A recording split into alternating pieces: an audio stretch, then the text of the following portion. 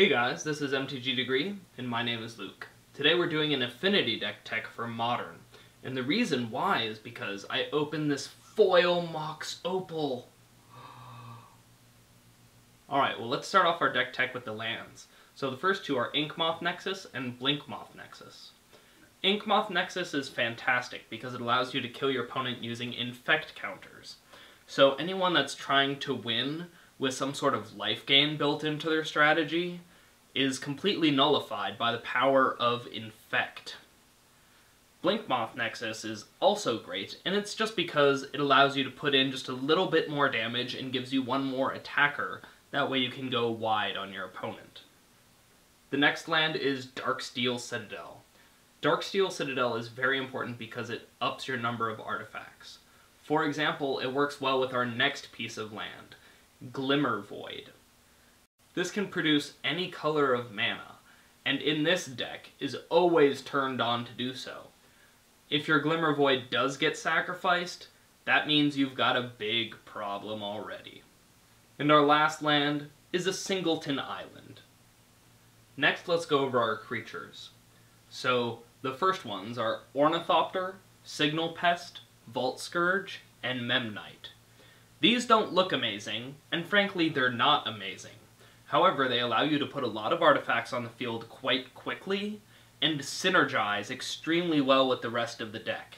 So while they might not look individually powerful, within the overall strategy, they're fantastic. Our next creature is Arcbound Ravager, and this guy is really important. So his first ability is amazing. What it does is it allows you to sacrifice artifacts in order to put +1/+1 counters on him. So maybe you've got a little too much land. Alright, well let's take that Darksteel Citadel and turn it into attacking power. Or you have a bunch of creatures and a removal spell is used on one. We'll just sacrifice it and put counters on Arcbound Ravager. This guy makes combat for your opponent a nightmare. Whenever your opponent is blocking or anything like that, they have to wonder, am I blocking something that will just be sacrificed to Arcbound Ravager, or will he sacrifice a bunch of artifacts and pump up the guy that I'm blocking to kill my creature? This guy is an all-star on the field, and one of the main reasons why this deck is so powerful. Our next creature is Master of Etherium. This guy, for 2 and a blue, allows all of your artifacts to have +1/+1. So a nice Anthem effect. Additionally, his power and toughness is equal to the amount of artifacts that you control. With all the artifacts flying around in this deck, this guy can get quite big quite quickly. Our next creature is simply scary. It is Steel Overseer. So this guy is very simple. He's a 1/1 for 2, but by tapping him you get to put a +1/+1 counter on every other artifact creature. With all the artifact creatures, this thing is going to get out of hand really fast. If they don't kill it immediately, they're going to have a problem. And if they do kill it, just use that Arcbound Ravager and get yourself a +1/+1 counter. No problem. Our next creature is Etched Champion, kind of the mascot for Modern Masters 2015.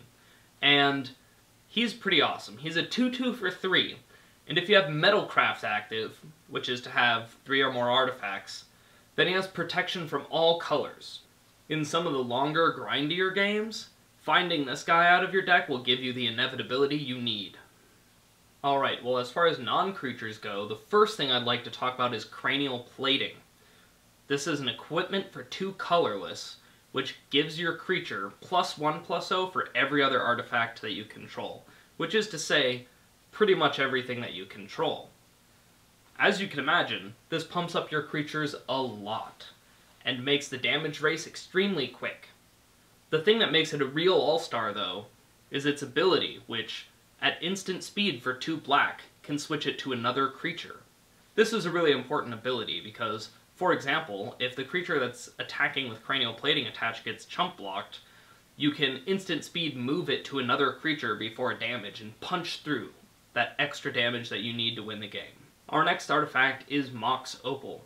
This is fantastic. It comes down for 0 mana, and it allows you to produce any color of mana when you tap it. The only requirement is that you have 3 or more artifacts, which is not a hard requirement in this deck.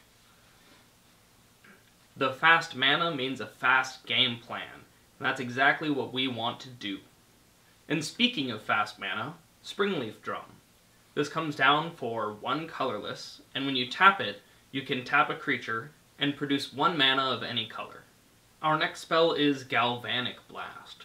For 1 red, it deals 2 damage to target creature or player, but if you have Metalcraft active, which as I've said you pretty much always have active, then it deals 4. Now that is a deal.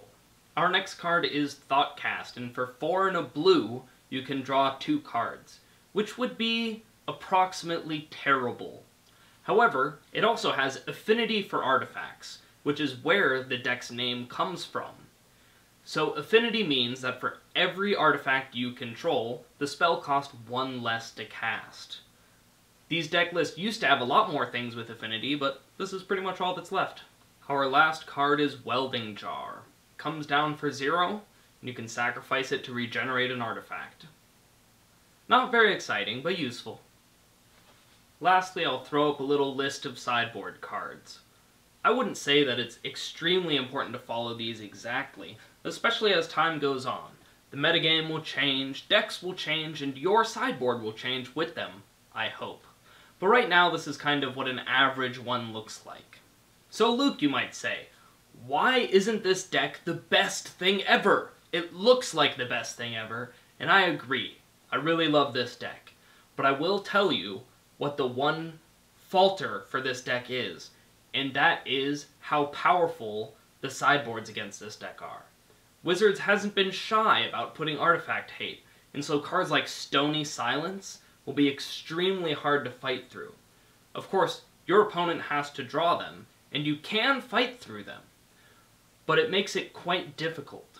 So after what is perhaps an easy game 1, you'll have to fight your way through games 2 and 3 to close it out. Well, that just about wraps up the deck tech for today.